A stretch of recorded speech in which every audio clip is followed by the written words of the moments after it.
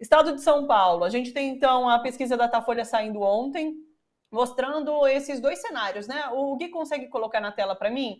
Então tem a disputa eleitoral com Márcio França e sem Márcio França. Lembrando que o Miguel Stede, ele conversou com a gente aqui ontem, ele até adiantou que hoje, numa reunião que vai acontecer, inclusive, com Lula ali e Márcio França, pode ser que ele, de fato, retire a candidatura ao governo do Estado, se apresente como candidato ao Senado. A gente fica esperando por essa notícia agora durante o final de semana também.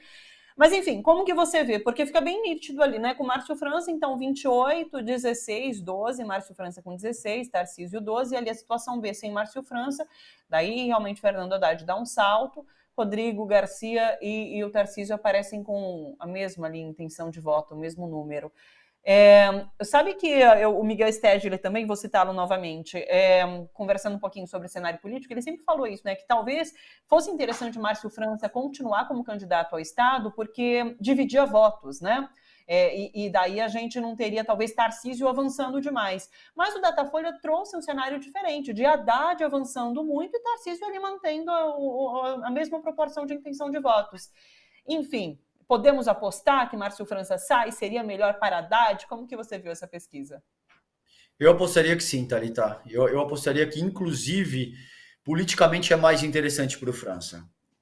Se tentar um Senado e, nesse momento, se alinhar com a principal força, com a força política mais densa do país, que é o Lula.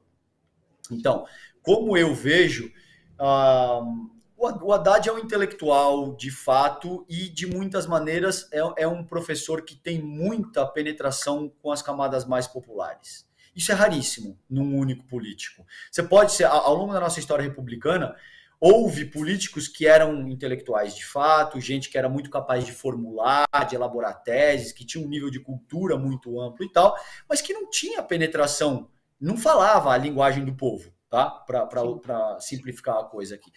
O Haddad tem essas duas coisas. Então, como eu vejo, o Haddad é um pacote completo nesse sentido. Ele é um intelectual de fato, ele tem muito torque intelectual, ele tem muita bagagem, ele tem muita cultura, e é um cara que sabe falar simples. É um cara que sabe se comunicar com as massas, é um cara que ele sabe como se portar da maneira adequada em determinada situação. O principal ponto do Datafolha aí, que demonstrou, é a rejeição ao bolsonarismo e ao Bolsonaro. O Bolsonaro, como padrinho político em São Paulo, que tradicionalmente é um estado que ao longo dos últimos 30 anos elegeu tucanos para o governo do estado, desidratou de uma maneira espantosa mesmo. Então, de muitas maneiras, me parece que seria um arranjo tanto para a França quanto para a Haddad. O França, nesse momento, indo concorrer para o Senado e, sem dúvida, isso colocaria o Haddad ainda mais próximo ao governo do Estado. Não me parece, só para deixar isso claro, que o Haddad dependa França para isso. O Haddad, mesmo com o França, como vocês viram aí, ele tem 28% e o França tem 16%. Isso é uma diferença bastante considerável, acima de 10%. Nesse contexto, qualquer diferença de 2 dígitos, de 9% para cima, é, enfim, uma diferença muito expressiva. Então, não acho que necessariamente o Haddad precise do França nessa medida. Mas seria mais inteligente para todo mundo envolvido com o campo progressista e que, portanto, está combatendo um projeto neofascista no país, que nesse momento o França estivesse no Senado, que você tenha Boulos levando o quanto ele puder para formar um parlamento mais progressista, que você tenha Lula na presidência da República e que você tenha Haddad no governo do maior estado do país.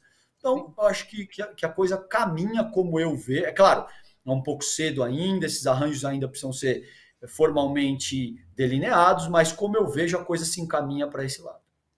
É isso que eu ia perguntar por último. Você vê essa pesquisa como consolidada? Você acha que é muito difícil o Haddad deixar de liderar essa corrida eleitoral?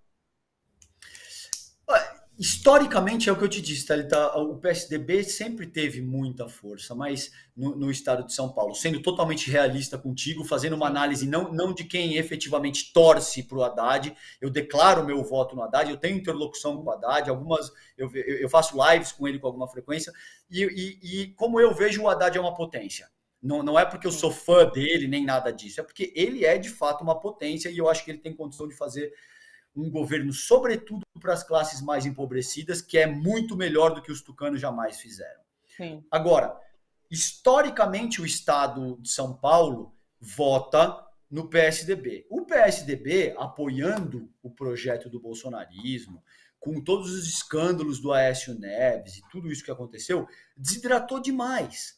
Então é difícil, a gente vai ter que ver o que vai acontecer ao longo dos próximos 3 meses, principalmente no período pré-eleitoral, para ter uma noção mais clara de como é que isso vai se organizar. A gente brinca, né, que em ciências sociais você não faz prognóstico porque as condições materiais ainda não estão dadas.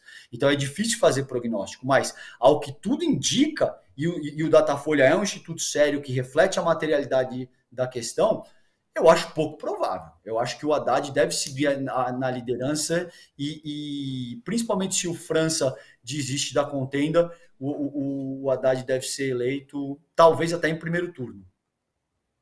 Seguimos acompanhando as pesquisas também em São Paulo. César, sempre um grande prazer te receber. Muito bom conversar com você, viu? Muito obrigada pela disponibilidade sempre, pelo bom papo.